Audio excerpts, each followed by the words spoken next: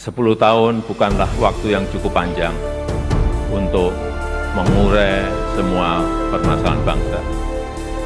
Oleh sebab itu, saya dan Profesor Kiai Haji Ma'ruf Amin mohon maaf untuk setiap hati yang mungkin kecewa, untuk setiap harapan yang mungkin belum bisa terwujud, untuk setiap cita-cita yang mungkin belum bisa tergapai. Sekali lagi kami mohon maaf.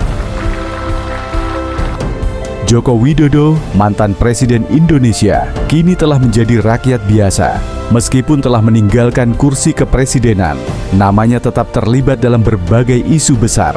Kali ini, kasus Harun Masiku dan Hasto Kristianto kembali menjadi sorotan, membawa nama Jokowi ke tengah tuduhan dan fitnah yang tak berujung. Apakah ini sekadar permainan politik, atau ada upaya sistematis untuk menyeret mantan pemimpin ini ke dalam masalah yang bukan miliknya? Semua bermula pada awal 2020, ketika nama Harun Masiku mencuat terkait dugaan suap dalam pergantian antar waktu, PAW, anggota DPR.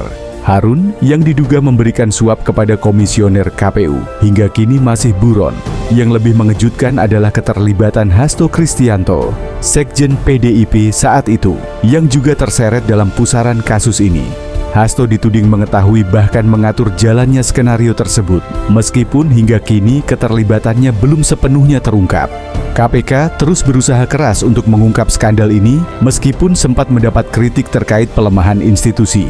KPK kini menunjukkan tekadnya untuk menuntaskan kasus Harun Masiku dan mengungkap keterlibatan pihak-pihak lain, termasuk Hasto Kristianto. Namun, di sisi lain, nama Joko Widodo selalu dikaitkan dengan kasus ini. Jokowi dituding memiliki sakit hati akibat pemecatannya di PDIP dan dianggap sebagai aktor di balik pengungkapan kasus ini. Hal ini membuat kader PDIP menganggapnya sebagai politisasi hukum. Padahal kasus suap tetap harus diproses dengan tegas, tanpa pandang bulu, termasuk dari kalangan partai manapun. Belakangan ini, muncul berbagai isu yang mengaitkan Jokowi, salah satunya laporan OCCRP yang menyebutkan Jokowi sebagai salah satu tokoh terkorup di dunia. Klaim ini sangat kontroversial karena tidak didasarkan pada bukti yang jelas, melainkan hanya berdasarkan voting dari sumber yang tidak diketahui asal-usulnya. Berita ini pun diterima dengan positif oleh kader PDIP yang menjadikannya senjata untuk mencemarkan nama Jokowi. Selain itu, nama Jokowi kembali mencuat terkait isu 3 periode kepresidenan. Namun, isu ini segera ditepis oleh Jokowi yang menyatakan bahwa pertanyaan mengenai hal tersebut dapat langsung ditanyakan kepada Puan Maharani dan Megawati mengenai kapan dan di mana Jokowi pernah meminta perpanjangan masa jabatan presiden 3 periode.